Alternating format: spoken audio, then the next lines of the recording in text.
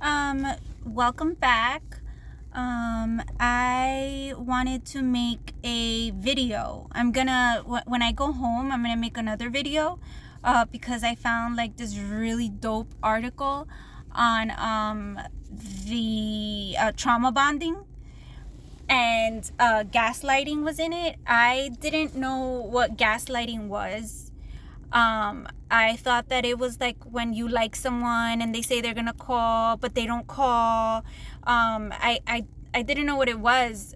But now I do, and I'm gonna make a video on it, because I don't want people to go through what I'm going through. Or if you have little signs of what I went through, or you see things that don't make you feel good, but you're just like, oh, I'm gonna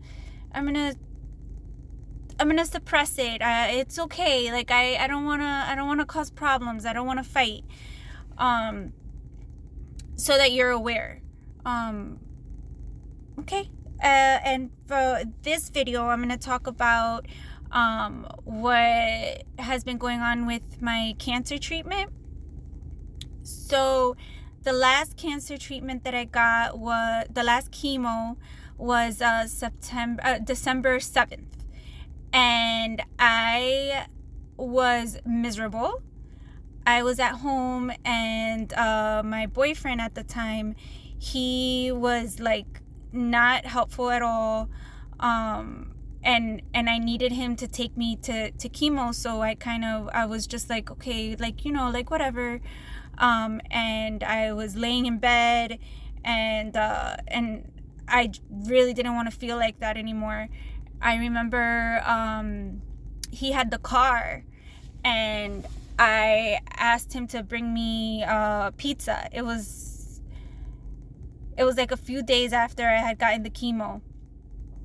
And he was like, okay, yeah, I'll get you white pizza. But I had to call, like, it was hours before he came home. And I was like, hey, like, this is kind of like urgent, because I am sick from chemo. And sorry about that. I'm sick from chemo and I don't feel well. Like, bring me pizza, And he was like at his friend's store, and he wasn't coming. And then I was like, am I gonna have to ask somebody else? And he was like, yeah, go ahead, ask somebody else. And I was like, oh wow, okay, all right. And I couldn't react the way that I wanted to, or just be like, hey, like that's really messed up, because I was weak, and like physically weak from chemo. I was vulnerable, so I just like ate it. I asked one of my friends if she was available to bring me the pizza, and she said that she couldn't. So I was just like, okay, I guess I'm just gonna have to lay here, And when he came home, he was like, I'm gonna rub your feet, and he brought pizza. And he didn't say anything for like the way that he spoke to me. And when I asked him, I was like, hey, like, what's like, like whatever. He was like, oh, it was nothing, like I brought you the pizza. He didn't say anything about it, didn't bring it up, didn't apologize for it, but he was like, I'm gonna rub your feet. And gave me the pizza, acted like nothing happened. And I think he gave me money because I would like for rent and stuff. So I had the money, whatever. And then a few days later, while I was like at home sick with chemo, because I was like sick for like a week. Like the second one like hit me really hard, and I think it was also like mentally, because he wasn't helping me. Like he would sleep all day, like get up to go to work, take my car. It was just like miserable. And then like I would be like, hey, can you make me pizza? Can you make me soup? And to get him to do stuff for me was like pulling teeth. I asked him to make me mashed potatoes, and he was like, instant mashed potatoes, and he was like, I have to go to work. And I was like, can you please make me the mashed potatoes, because you said you were gonna do it. And he was like, okay, you're right. And then he made me the mashed potatoes. It got to the point where I was like scared to ask him for stuff, and I would tell him that I was like, I'm scared to ask you for stuff, and he would act like why would you be scared to ask me for stuff? But this thought just came into my head. That's exactly what he wanted. He wanted me to be scared to ask him for stuff, so I wouldn't ask him for stuff, so that he could do whatever it was that he wanted, and I would just be laying there like sick. So I was at home, and I would take care. Like, he wouldn't clean anything up. If the house smelled, and I was like, I physically couldn't do stuff. It was like I didn't even take a shower. It just took so much strength. The fatigue was so bad, and he was like mean to me, snapping at me.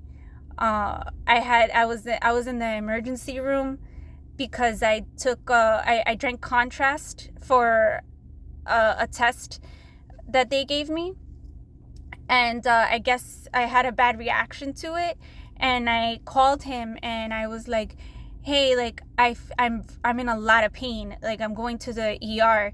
And he was like, just calm down, just breathe. And I was in so much pain that I just like hung up on him and called my neighbor to come get me.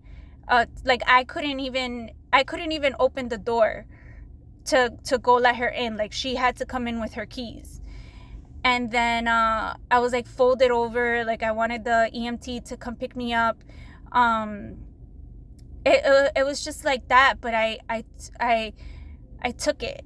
I took it because I needed him. I needed him to drive me to chemo. And it wasn't like he had a car or anything like that. It was my car, my apartment.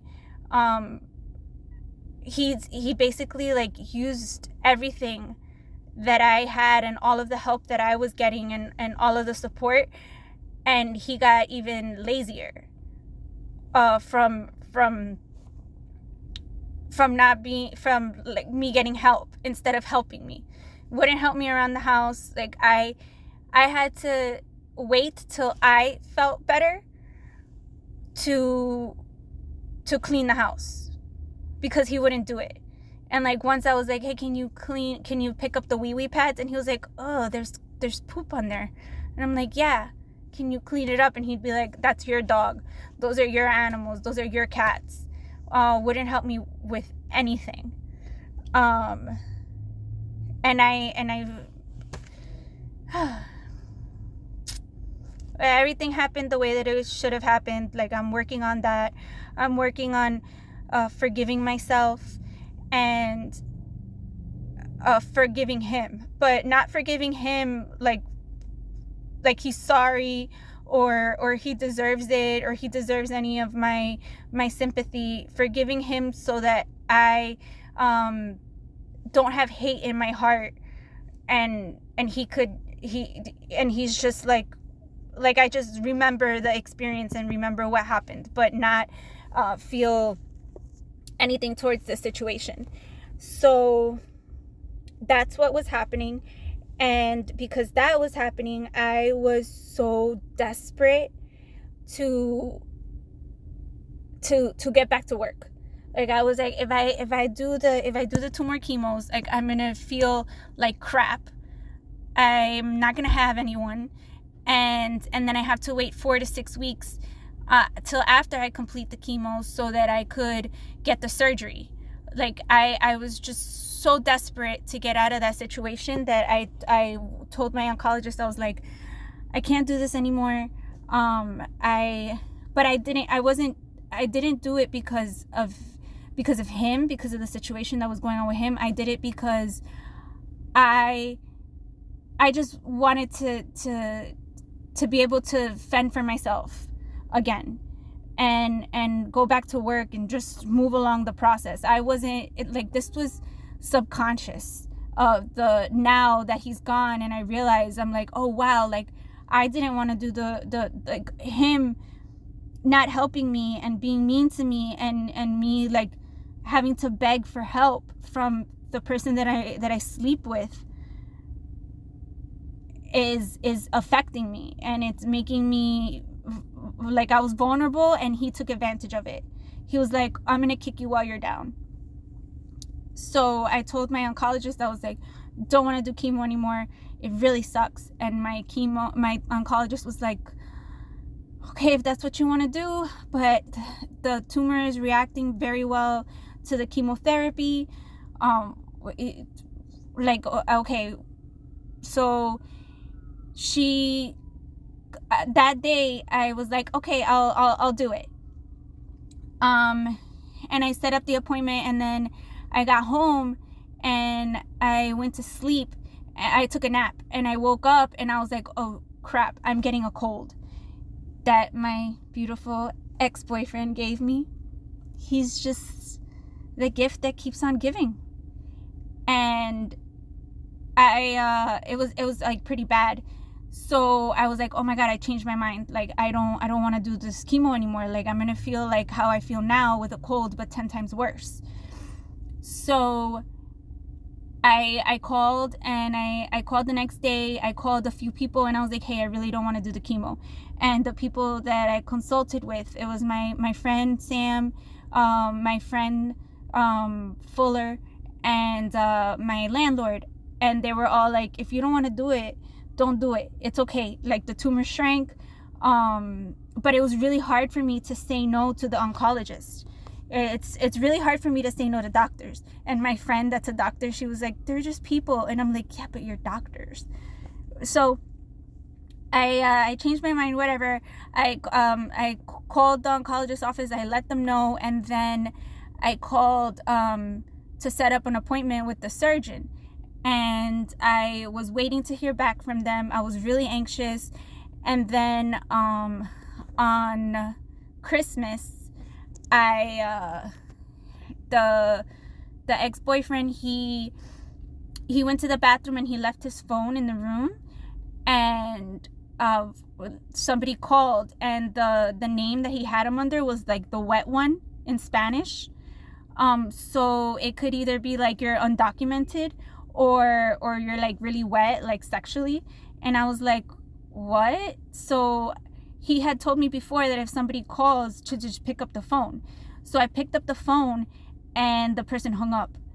And then I was like, I went through the messages and I saw that he was telling her te amo, which is I love you in Spanish. And she said it back. And he also said, you have nice boobs in Spanish. When he came back, he was like, what are you doing? And I was like, who is this person? And he was like, oh, it's from work, whatever. And I was like, you're telling her that you love her? And he was like, oh, it's nothing, like whatever, you tell your friend. Like, gaslighting. I didn't know what this was, but I was just like, what are you saying right now?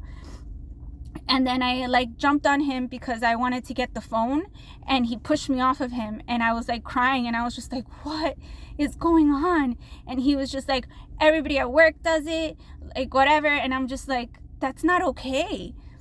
So then he like, when he pushed me, I was like, you pushed me. And he's like, you jumped on me.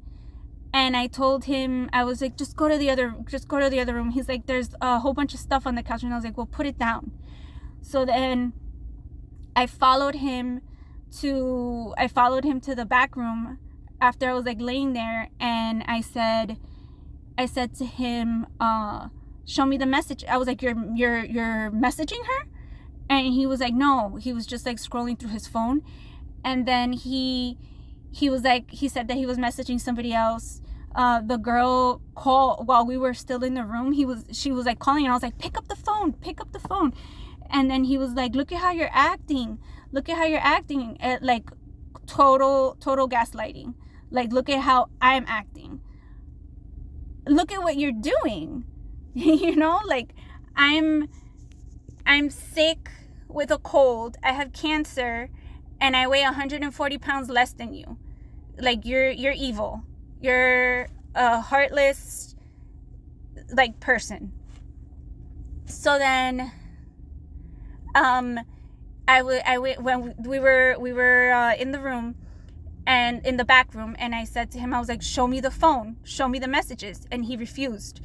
I knew that he wasn't going to show it to me, but because he was like being mean to me and like sleeping all day and like just like being like a complete like douchebag, I knew that he wasn't going to show it to me. But I was like, if you don't show me these messages, we're done. So he was like, no. And I was like, we're done. And then I walked away and I was so angry. I grabbed this hanging thing in the room with all of the sunglasses that I bought for him. The thing I bought for him. Like, I feel like such an idiot putting so much love into this guy. And I did it because I wanted to show him, like, look what's possible. Like, anything is possible. Like, you don't have to have a lot of money to have nice things or to like celebrate. Like, we can go like anywhere and we could have a good time. So I grabbed it and I threw it. And when I threw it, he came running from the back room and grabbed me and slammed me against the door of the apartment. And he went to raise his hand to like choke me, but he stopped himself, and then he put it down.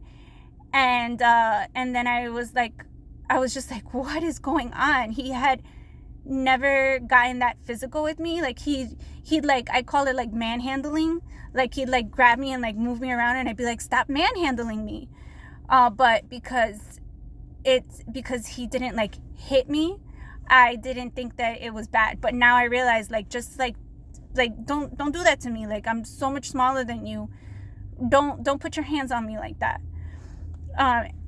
From anybody. It's not okay. So then I looked into my room and I saw my dog, and my dog was shaking on the bed. And that, oh my God, like that, my dog loves me so much, and it hurt me so much to see her so scared, and that there was nothing that she could do to protect me. So I went over to the bed and I grabbed her to like calm her down or whatever. And when I was like walking towards the bed, he pushed me, and I like sat like on the bed, and he was like, I was like, you pushed me. And he was like, oh, I just pushed you on the bed, like making everything smaller than what it was. When he came rushing and he slammed me against the door. It's an abuser, like losing control. Like, I had just told him that we were done. Like, I wasn't gonna put up with his shit anymore. And when we were in the room, I like got up and I took the keys to the car and I hid them. And I was like, yo, you're not using the car anymore. And he was like, our car. And that's part of the trauma bonding, like making things we when it's mine. And all you did was mess up things in the car constantly. Like, there was like a couple of weeks where he would bend the rim of the car, mess up the mirror, like just weird things with like weird sounds on the car, and it was just like giving rides to people, like without a license, which I got a summons because of him, and he didn't tell me. I found out because I got an advertisement from a lawyer. So he was like, our car. And I was like, I don't know what you're doing. Like, you're giving these girls rides in the factory where you're working. You're giving like in my car, but they think you're such a nice guy. Like, God knows what they're doing with you. And you know what? Good luck to them, because I feel like you have nothing to offer. So that girl, whoever you end up with, whoever you were messaging, fucking really have low self-esteem. Like me, I was okay with things because I had been with you for a while, and I got accustomed to them. But you don't have a pot to piss in, and I don't, like, you couldn't help me that did everything for you. I can't imagine what you have to offer somebody else. And you're a bigamist, so you can't even marry the girl for papers, like, whatever. So it doesn't matter his emotions, what he's doing. It doesn't matter. Like, this is me and growing forward and getting it all out and putting this story out, so that if you see something like this, you stop it and it doesn't happen to you. That's my goal, because I didn't know what gaslighting was. If I knew what gaslighting was, I would have, I feel like I would have been like, you're lying. You're lying to me. Like, that makes no sense. I was like, you're cheating on me. And he's like, how am I cheating on you? I'm with you all the time. That doesn't matter. That doesn't matter. You're a liar. You're a liar. You're telling me that you're going to do this. But I don't know if you're really doing that. Maybe you're giving this chick a ride in my fucking car, putting miles on my car. Whatever. It's okay. It's okay. It's okay. It's all over. It's all over. And I'm better for it. Because I went to meet my surgeon to get the surgery date, and my surgeon, that's a beautiful woman, walks in with my MRI results and said to me, I'm gonna try to convince you to finish the chemo. And I was like, oh crap. So I ended up doing the chemo, and yeah, I'm gonna do the chemo.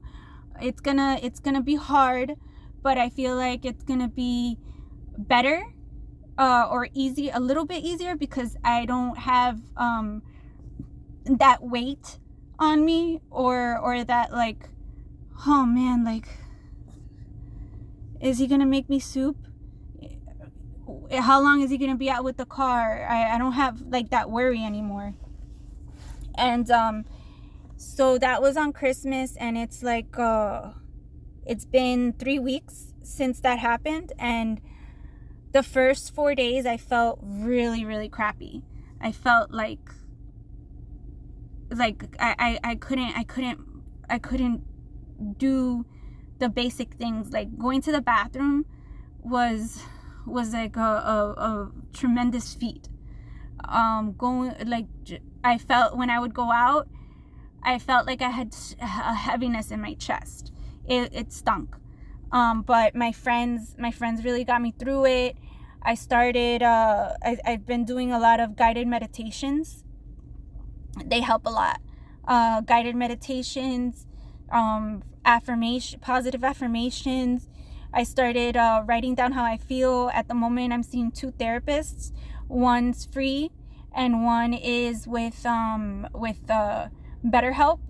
And for this month, for next month, I'm gonna take a month off because I'm scrambling to pay bills. The little money that he gave me is no longer, and my disability runs out at the end of the month. I'm gonna link my GoFundMe in the video description below. Hopefully people can donate. And that's pretty much it. I want to do another video talking about this article that I found, and just so that I could get out, like, all of the things that happened. Like, I feel if like talking about it and getting it out, all the things that I experienced will be very therapeutic, and it could help somebody, it could also help somebody if somebody sees it, and you'll get through it. It's hard. I'm really lucky. Everything was mine, but I feel for the women that have kids with people like this and are financially dependent on men that do things like this. I feel for them because it sucks. It sucks and it hurts to be betrayed. And especially like when you're so vulnerable, it's like terrible. So I'm gonna end the video here, and when I get home I'm going to do like a little rough draft of the next video. So I'll see you guys soon. Thank you.